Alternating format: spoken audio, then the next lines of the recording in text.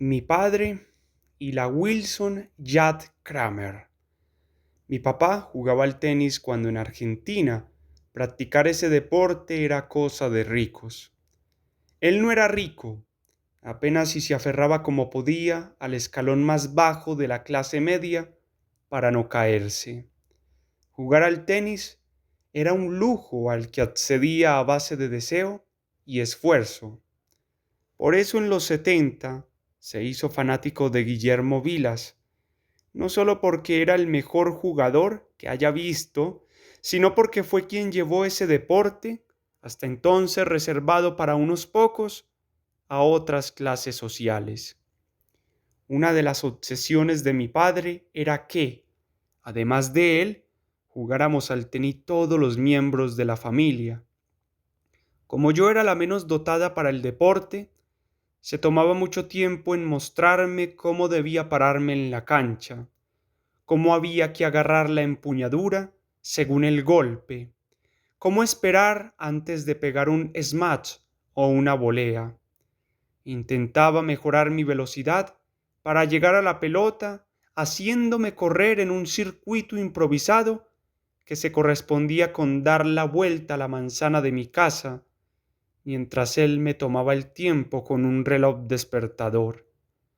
Éramos socios de un club de barrio, el Social de Bursaco, con dos canchas de polvo de ladrillo que regaba y alisaba todas las tardes un hombre al que llamábamos el canchero y al que le faltaba un brazo. Una de las canchas no alcanzaba las medidas reglamentarias y solo se usaba para entrenar. La otra había que compartirla entre todos los socios del club. Los que más y mejor jugaban tenían una prioridad de uso que no estaba escrita en ninguna parte, pero todos respetaban, algo así como una teniscracia, y mi padre era uno de los que mejor jugaban. El bien a preservar era la raqueta, lo más caro, lo que debía cuidarse, porque sólo podía ser reemplazado con un gran esfuerzo. Mi papá tenía una Wilson Yacht Kramer, raqueta que llevaba ese nombre porque era la que usaba el jugador norteamericano en los años 40 como amateur y en los 50 como profesional. Nosotros la llamábamos simplemente la Wilson.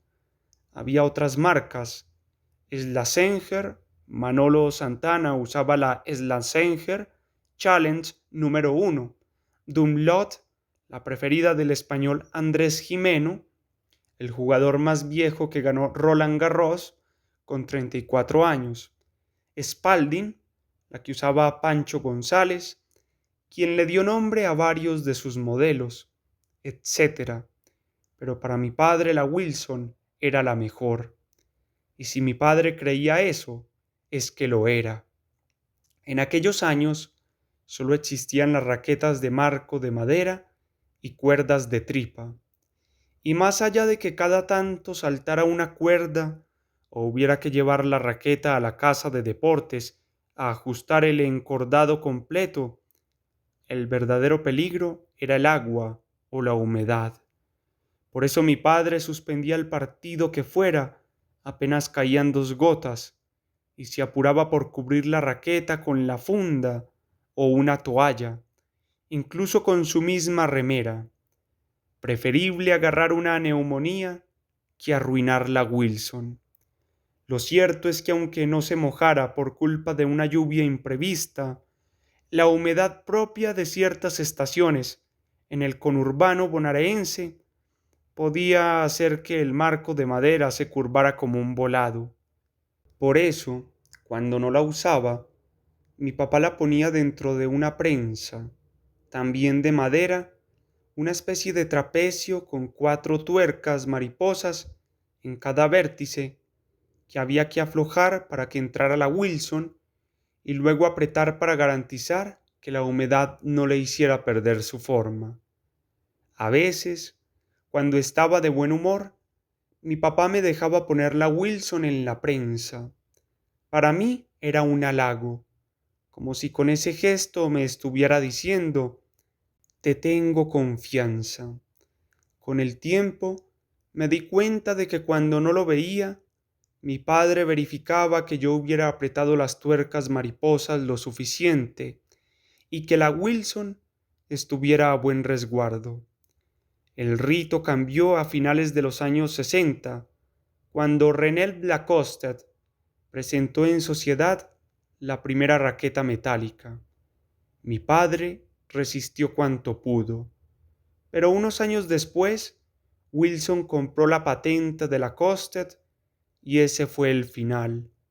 El gran Jimmy Connors empezó a usar la Wilson T2000 y ya nada fue como era antes. La pelota viajaba a otra velocidad. Era casi imposible competir en igualdad de condiciones. En la Argentina apareció una imitación local, la Cóndor. Por fin un día mi padre apareció con una Wilson T2000, la sacó de la funda y nos dijo: es muy fea. Y lo era, sobre todo comparada con la elegancia de la Jad Kramer. Las cuerdas parecían cosidas al marco con un grueso hilo de alambre. Era más redonda y su funda roja llamaba la atención a la distancia en un deporte en el que, todavía, el único color aceptado era el blanco.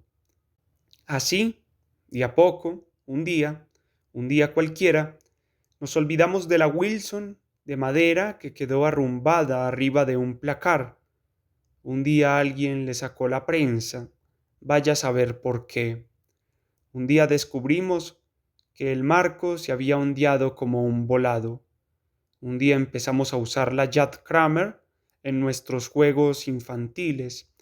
A veces era una espada, a veces una bandeja, a veces una pala para sacar el pan del horno de una panadería inventada. Un día mi padre se quedó sin aire en medio de un partido y se tuvo que agarrar del alambrado para no caerse redondo al piso. Un día, poco después, tuvo un infarto. Mi hermano heredó su habilidad para este deporte. Yo, la admiración por la belleza elegante de las raquetas de madera. Publicado en Clarín, 2012, y revisado para esta edición.